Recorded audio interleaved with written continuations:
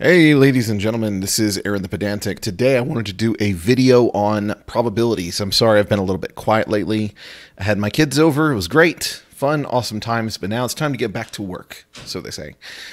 So what we're doing is we're going to look at probabilities in old school D&D, and maybe we'll start talking about how you can look at these probabilities and change them as you see fit to create the kind of game that you want to have.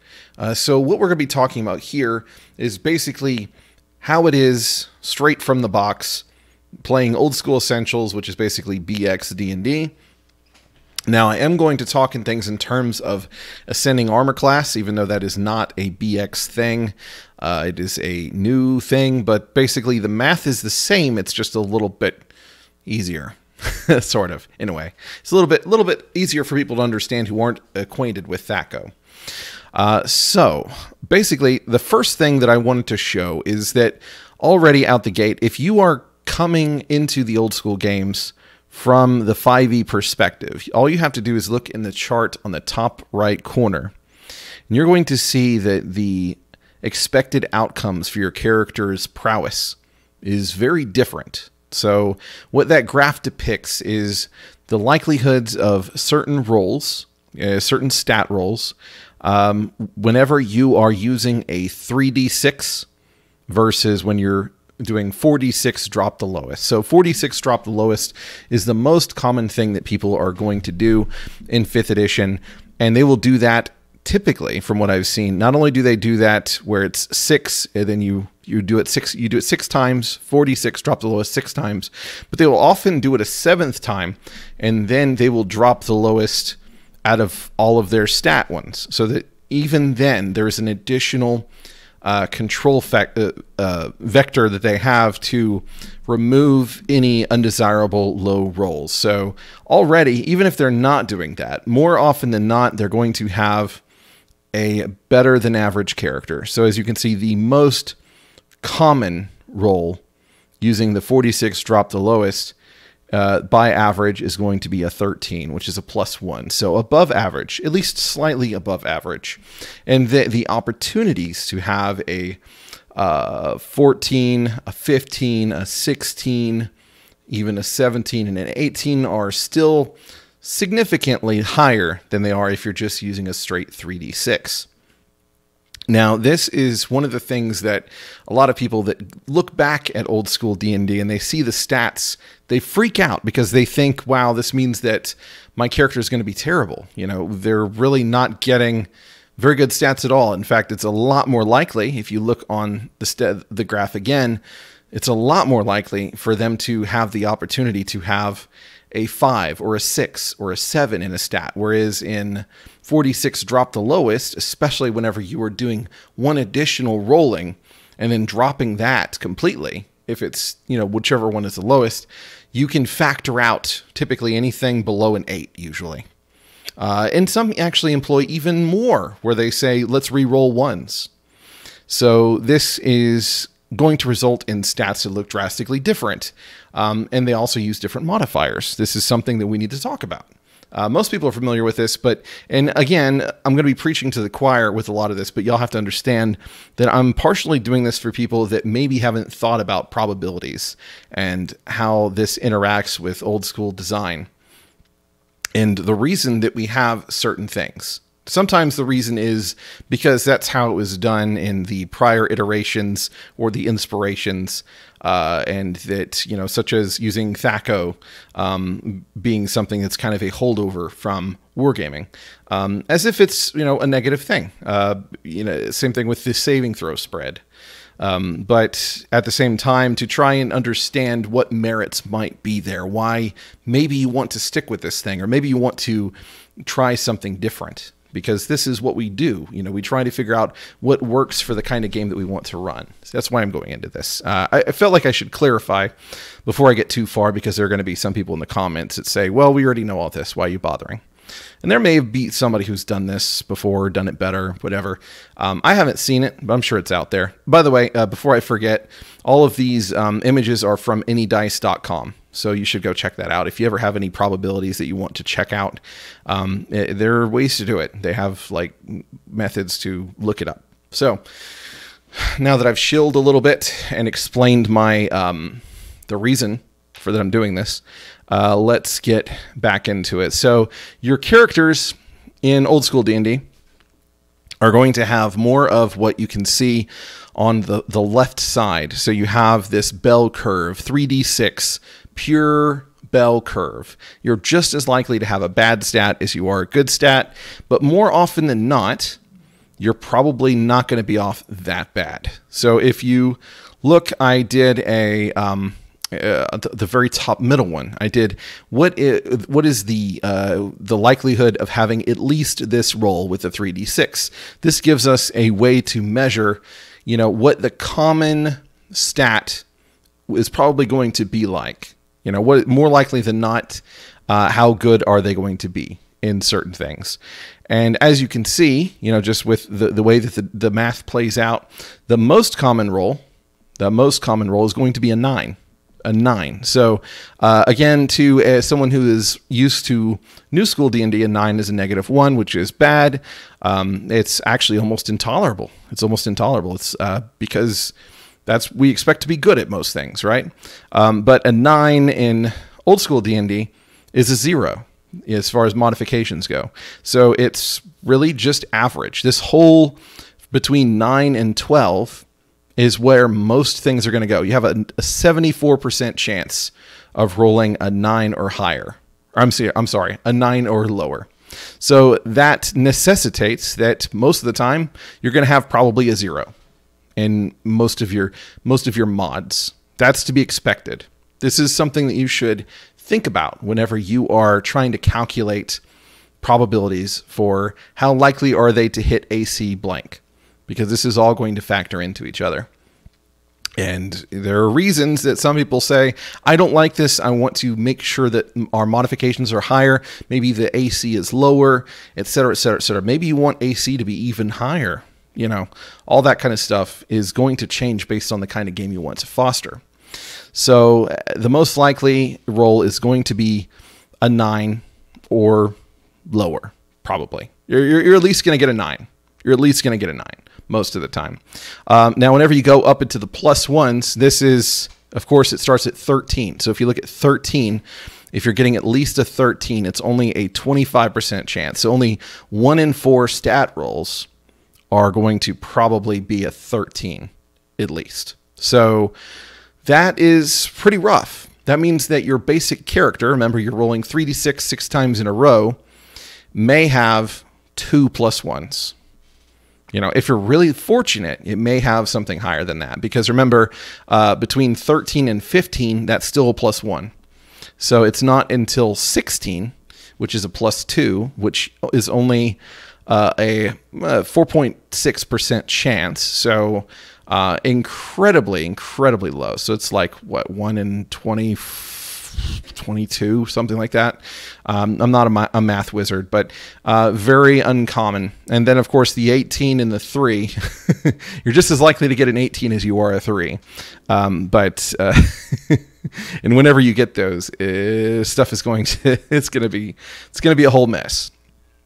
So why is it important to think about this? Well, it's because we have a lot of different subsystems that use these modifications, and we also have subsystems that actually use the ability score. So this is different from 5th edition D&D, because 5th edition D&D really doesn't use the ability score that much.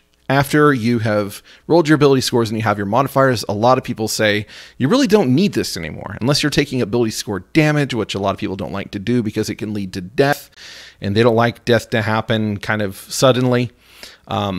Or, you know, they don't use encumbrance, so, you know, having strength ability score, you know, having something that's based off of that is not really helpful. They don't use long jump, you know, calculations, so you don't really need strength for that. Whenever you kind of go through all the paces, yeah, they don't really need ability scores after that. But in old school D&D, we do. As you can see on the bottom right, you have your ability checks. So this is something that is used to handle whenever you're unsure whether or not someone is going to be able to handle a task. That measures how strong are they, how quick are they, how much wisdom do they have, how aware are they, how much can they recall. How persuasive are they? Now, like you could go into all that. I would typically say don't do that, but that's a whole different video. But the whole point of this is saying that the ability check is probably one of the most interesting things, I would say, in old school D&D that people either love or hate. So the thing about ability checks is that they are the most based on stat kind of roll you'll ever have. Basically, as you can see, you have to roll equal to or under your ability score. And if you look there, if you have to roll this number or lower, what the percentage chance of that is. And so there are no modifiers with this kind of thing, except if the DM decrees that there should be, because of maybe extenuating circumstances or something like that, which I highly advocate for. Because if it was just a pure every single time, this is just how we do it, then yeah, there would be some kind of reason for feeling that there could be something unjustified. If you're trying to push someone over, you're not using an attack roll for this purpose for some reason, then if somebody is going to try and trip them from behind, then maybe you're going to do your strength roll with I'm going to call it a penalty, but really what it is you subtract whatever the bonus is, because you're trying to roll low, right? And so here's the thing though, is that if you have a 3 in whatever ability score that you're trying to do a check on, then you only have a 15% chance to succeed on that roll. And that is just baked into it. This is all based on that original bell curve that you rolled at the beginning. And one of the things to think about is that this doesn't change. You don't get ability score increases as you play old school D&D unless you find one of the coveted books that, raises your ability scores. But generally speaking, you're just kind of stuck there. So what it does is it prevents a measurement of a progression in a way. So then what happens is then the DM is up to decide, do I impose a modifier due to the fact that they are a fighter of 8th level? And maybe it wouldn't make as much sense that they're still just as clumsy as they used to be whenever they first started. These are the things you have to think about. And I would say that is a weakness of the ability check system, is that it doesn't account for that. Now, think about that in terms of saving throws. Now, saving throws, some people have proposed that perhaps saving throws should be relegated to ability checks, which is something that you could do. You could absolutely do that. And in fact, people do it to great effect. I have it on good authority that the Tecumel, oh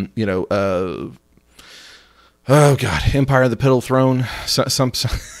Somebody's going to laugh at me, but the Tecumel, material utilized this, and this was something that a lot of people appreciated. It takes away the saving throw spread that we're used to. So if you don't know what I'm talking about, if you look at your character sheet, whenever you look at your class, it'll say you're a fighter level 1. Well, then your spread is 12, 13, 14, 15, 16. And so that is going to be in death. Now I'm going to say this off the top of my head, and it's going to death, wand, petrification, or paralysis, whatever, breath, and spell. Sorry, I know I should be able to just recite it, just like whatever, but this is just the best I can do. So those, you can look on this chart here that says at least D20 at least. So if you have a 12 in your death saves because you're a level 1 fighter, then you have a 45% chance to succeed. Just baked into the game, baked into it. And because of the fact that it's pure class and level, some people have felt that it does not offer a lot of individuality for your character. You know, why is it that someone who has a high constitution has just as much of a chance to die from a poison effect than someone with a 3 in constitution, which is a valid point. I would say it's a valid point, something that people should wonder. They should wonder. And again, that means that if you want to mess with the game, you know, be a designer. Change it in the way that you want. That's what I'm trying to talk about here. So I completely advocate that if it's your feeling that instead of having a poison saving throw, why not just have a constitution check? Then I'm completely for it, if that's what you want to do. Me personally, I like the spread because it makes class and level a little bit more important. It shows growth, even though it shows it kind of slowly. Because if you look at it, your saving throws, they change about as often as your THACO changes. In fact, exactly as much. So it changes very slowly and not terribly significantly, but by the end of it, you know, it can be drastically different. And I say, why not factor in, you know, it's just a proposal just for a brain exercise. Why not combine the two? Say, okay, we're going to have our spread of saving throws for class and level, and we're going to apply modifiers based on applicable categories. So if you're going to make a save from poison, well, if you have a 3 constitution, I'm sorry, but now that 12 that you had to roll as a level 1 fighter is now a 15. You need to roll a 15 or higher because you have a +3 added to it. I see nothing wrong with doing it that way. Now, people could say, well, what about whenever you get to a level 14 and then you have a 3 for a saving throw? And then so let's say you have an 18 constitution. Does that mean that you have a 0% chance to fail? I would say visit that bridge when you get to it. Those are extreme circumstances. But anyway, that's all beside the point. I just kind of wanted to talk about the fact that that is a thing. And, you know, you should take these kinds of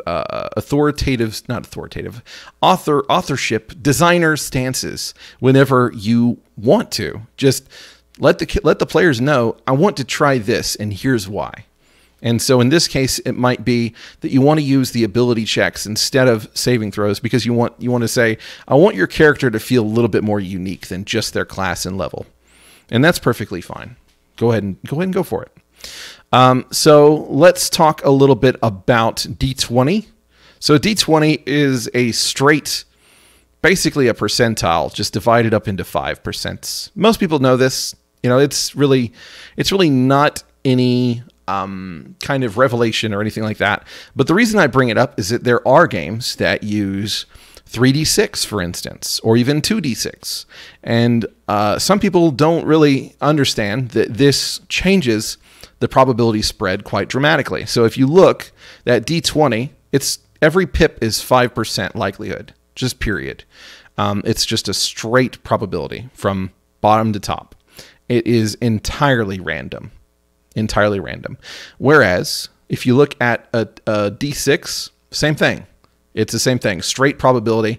Everything is basically going to be 16.67% per pip instead of 5%. So that is how straight probabilities work. There might be a better term for that, but that's just the term I've been using. Some people are going to come in and educate me in the comments, and that's fine. So then you have a 2d6. So now whenever you add more dice to it, basically what happens is you end up having a tighter spread. So if you look at the 2d6, you know, the distances between these rolls is a little bit more little bit more spread out. or a little bit less spread out, I guess I could say. It's kind of hard to judge because the graph is completely flat on one. But basically, your likelihoods are going to be a lot tighter the more dice you add to the roll. So whenever you're doing your reaction roll, it is still fairly random, but it's not as random as just a straight D6.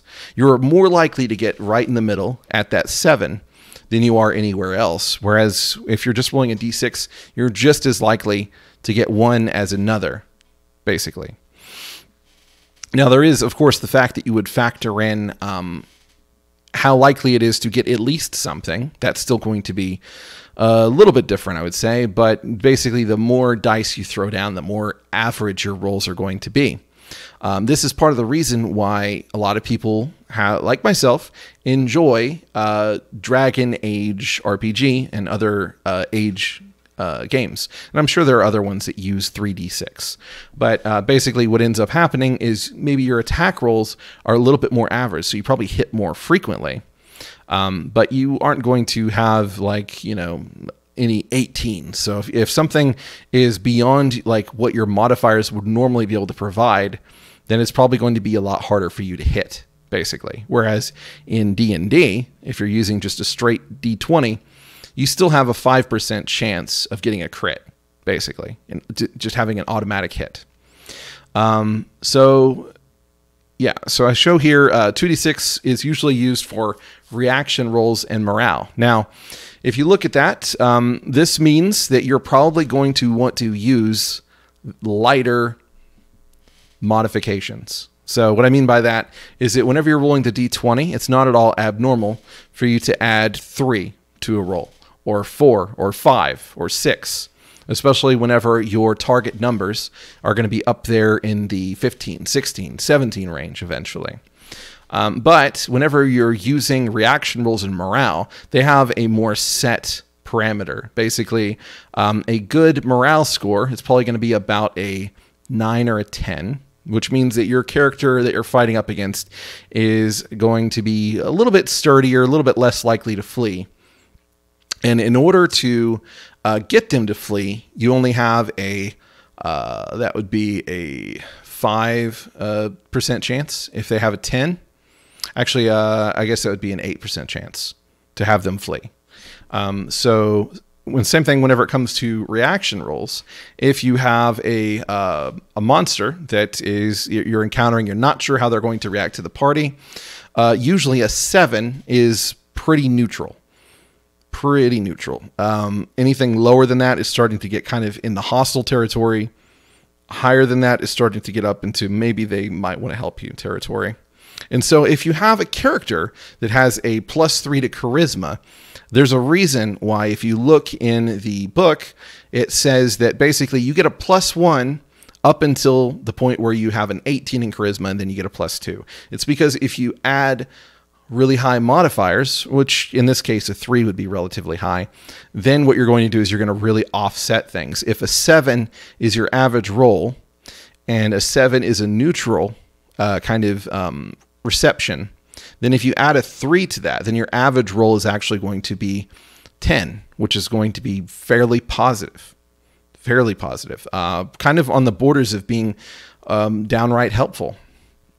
And maybe that's not the probability that you want. Maybe the probability that you want is, well, I'm a little bit more comfortable with it being a 9. So if you have someone incredibly persuasive, that they can get up to a 9 on an average roll, and that's probably going to be the case. So I probably should have included an at least variable there, but I didn't. Space is a thing. All right, so so I covered reaction rolls, morale. Okay, so then you have the D6. So the D6 is used for a lot of things, honestly. There are probably more things than most DMs might admit at first, or may even think of. A lot of times whenever you have just I don't know what is going to happen, what is the likelihood out of 6? I'm going to roll that, and if I get that number or lower, then it's true. And if I get higher than that, then it's not true. And I don't know about other DMs, but I use that for a lot of things. If something is coming along that I'm not sure, I don't want to just say that that's the case. I want there to be a chance that that's not the case. A little bit of randomness, basically. But if you look at that, basically I have the 1d6 at most. The reason I did at most is because typically whenever people use a d6, you want to roll low. So this is represented by search checks, by force door rolls, wandering monster. Well, in that case, the DM wants to roll low so they can cause you trouble, right? A hear noise roll, stuff like this, where it's going to say maybe there's a 1 to, if you roll between a 1 and a 2, then if you roll or a 1 to 3, then it succeeds or whatever. So those rolls in that case, obviously if you have a 1 to 3, then you have a 50% chance, and that's what this little graph here depicts. Whereas there are some creatures that have a surprise factor of 5 and 6. So that means that 83% of the time, they're going to surprise you. Just flat out. They're going to surprise you 83% of the time. And it's quite different than what people may be used to in new school D&D. So now what does this all mean? Well, actually, before I get to that, so force door, for those who don't know, it usually starts at 2 and 6, I believe, and it works its way up to 5 and 6 if you have an 18 strength. So it's based off of strength. It increases based off strength. Search is basically a 1 in 6 for everybody who's quote unquote normal. I was about to say just normal flat out the gate and people are going to get mad, but basically people who aren't elves or dwarves, or have some kind of other special thing that lets them be better at searching under certain, situations. Hear noise is, purely a thief skill, which, by the way, I didn't mention thief skills. Thief skills, I didn't mention them because there's not much to say. Thief skills is a percentile straight out. So you roll a D100, you get that number or lower. Very, very, very simple. And like dead simple. Just be like, this is the likelihood right here. So, yeah, let's now that I've kind of pinned all that stuff down, you can just look here and you can be thinking about how all this stuff interplays together. A lot of people have feelings about how these things work. Absolutely. Some people feel that it's unfair that if you get pricked by a poison needle, then most characters have probably at least a have only a 45% chance of surviving or less. A lot of people feel that that's the case. A lot of people feel like if you rolled a 5 in an ability score and you need to make some kind of check, that having a 25% chance to succeed is very, very, very rough. A lot of people feel that if you are attacking a creature, and you're a level 1 character, you've got no THAC0 bonuses, because you've just got like a 20 or a 19 if you're using old school essentials. And you're fighting a creature that has a 13 in AC. And then remember, most stat rolls, you end up having a 0, as a modifier. So this means you just roll a straight D20. What do you get? That's it. That's all you got. And so that means that you have to roll a 13 or higher in order to hit an AC 13 creature, which means you have a 40% chance to hit. And some people say that is kind of bullshit. And so this is whenever you start thinking about how you tinker with things. So maybe you adjust how the modifiers work. Maybe you adjust the stat rolling. This is kind of how we got to the point where we're at, where people are like, I really don't like playing a character that is so incompetent in most things, or I don't like playing a character that just isn't very good, doesn't seem heroic in a lot of things. And now you get to this situation today where if you come across a character that has a 10 or less in any stat, in 5th edition, then it is bizarre. It's rare. I have played many characters. I've DM'd for many players who've played many characters in 5th edition, and generally speaking, they usually expect their character to not have any negatives. And that is a completely different culture of play than what I have come to love in old school D&D. Let's go even deeper into that. Okay. So the only reason I'm bringing this up is that there have been some people that, try to argue that 5th edition is, just it's not that different from old school. And yeah, I know it sounds like a straw man, but generally, you will encounter that occasionally. In fact, I had to make a response video at once because somebody said that 5e is just as deadly as BX, and I said no, absolutely not.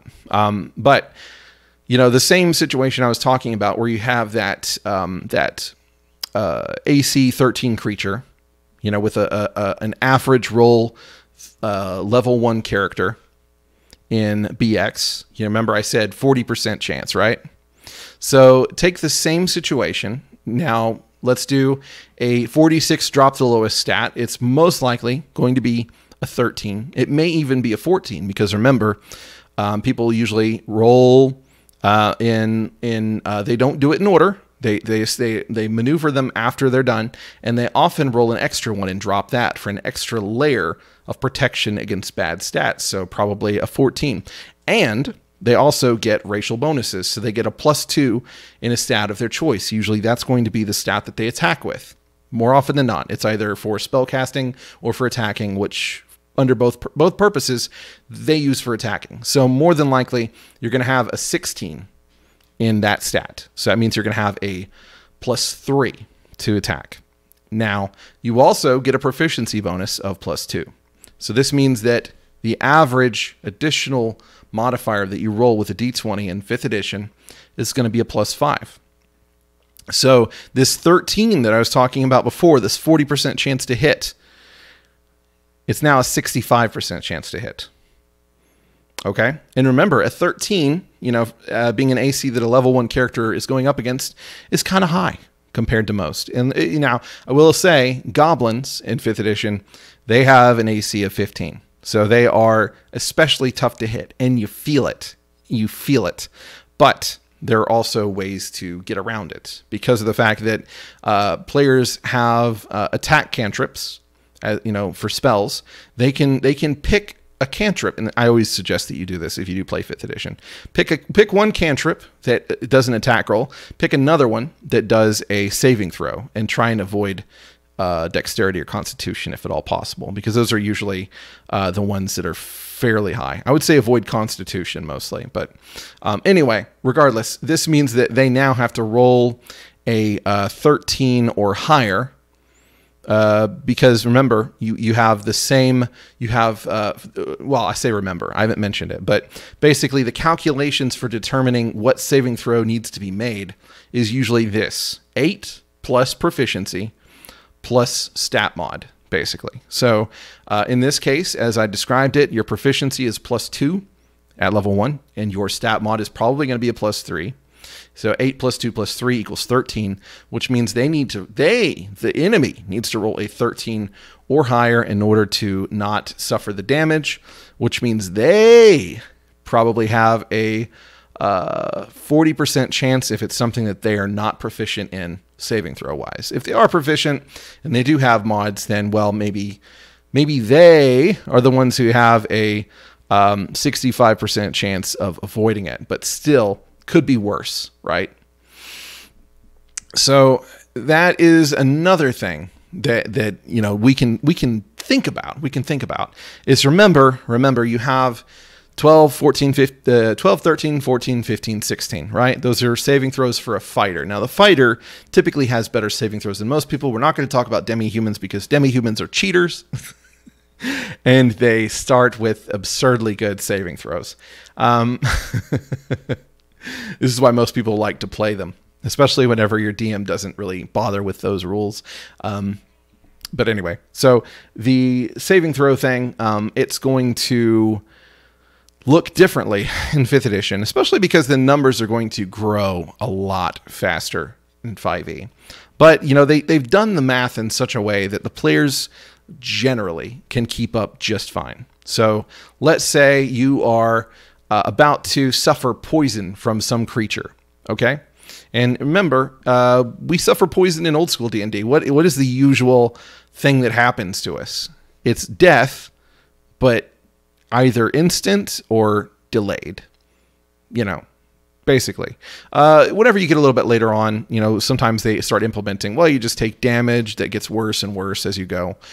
You take stat damage, something like that, But for the most part, in BX, a lot of it is, well, it's death, but how quick is it? And then in new school, it's usually, well, you get the poison condition, so you have disadvantage on things, and maybe you take some damage, but that's it. So already we have a drastic difference in how this is going to play out. But oftentimes, whenever you look at the poison saves that you need to make in this, it's going to be, well, you need to make an 11 or maybe a 12, something like that. And this 11 or 12 is going to be using Constitution. And again, most of your stats are going to be in the pluses, right? So you're probably going to have at least a +1, maybe a +2, because HP is important. So probably a +1 or a +2. So in order to roll high enough without even having proficiency, you're probably going to need to have, you probably have a 50% chance of success. Whereas a lot of characters that you deal with in BX, for any kind of poison situation, it's going to be usually a 13 or higher that you have to roll. So it's probably going to be a 40% chance of success. And the numbers on 5e will get higher as you go. They will get higher as you go. That's perhaps one of the things that I would say could go into the direction of 5e being somewhat maybe deadly if, and this is a big if they were implementing effects that were major, but they're not. Usually the effects that are implemented are you are troubled in some way for a round or two until you complete a saving throw that negates it. So if you wanted to play BX and you wanted to play it in a way that perhaps was a little bit easier, when I say easier, what I mean is less fatal or something like that, you could take some of these things and implement some of these things. And what you could do is, people might say, why would you do that? Well, it's quite simple. If you use the design from 5th edition, if you strip down the design from 5th edition, let me rephrase that. If you strip down the design from 5th edition, take out feats, take out multiclassing, take out subclasses, take out a lot of the stuff, and this is the funny thing that a lot of people love. There's a lot of stuff a lot of people love because they love to customize their characters, right? If you take down most of that stuff, it fits fairly comfortably in a basic D&D atmosphere. A lot of the things that kind of become issues there are some things that cause problems, and I would say that goes into perception checks. It goes into insight checks, basically skills. For the most part, skills become an issue, some more than others, and some of them make sense. It works or whatever, But yeah, so there is a reason that some people have seen fit to strip down 5e and then make it more old school, and it fits okay. Basically, it works, not too bad, and that's because the D20 plus mod system is not a bad system. In fact, a lot of OSR systems incorporate it to great effect. You can look at Lion and Dragon. Lion and Dragon uses a D20 plus mod as a resolution mechanic for almost everything. I can't think of anything that it doesn't use it for. But here's the thing. The thing is that you do not have characters that are ever feeling like gods. If you have anything that's even close to that, it's because they have worked through an entire campaign for ages and ages where they have consorted with demons and taken on their powers in exchange for perhaps other things, or just because they've bound them and the demons have absolutely no choice. And they're also dealing with the consequences of trying to avoid the church, etc., etc., etc. But basically, the moral of the story is that the D20 plus mod idea or concept It works. It's not a bad thing. It's the implementation that I don't like. So that's perhaps another video. But I just wanted to get people thinking about probabilities, how to mess with them, and try and get to the things that they want to do. Obviously, you know, you could use any one of these dice mechanic schemes and tinker with them in any way that you want to try and come up with how you want to mess with things. And it will probably result in a good time. Just make sure that your players know what they're in for. Anyway, that's it for me today. I hope that this was useful in some way. I was kind of concerned that with the way that I'm doing this video, it would get too rambly or anything like that, but hopefully that wasn't the case. And I hope y'all take care, have a wonderful weekend, and remember that on Tuesday, we will be doing the Gonzo Up Your Ass stream with Vendor Satanus, and it should be fun. I watched Kroll, so I did my homework. He watched Killer Clowns from Outer Space. He did his homework. So we're going to compare notes. So I hope y'all have a wonderful week. Take care and peace out.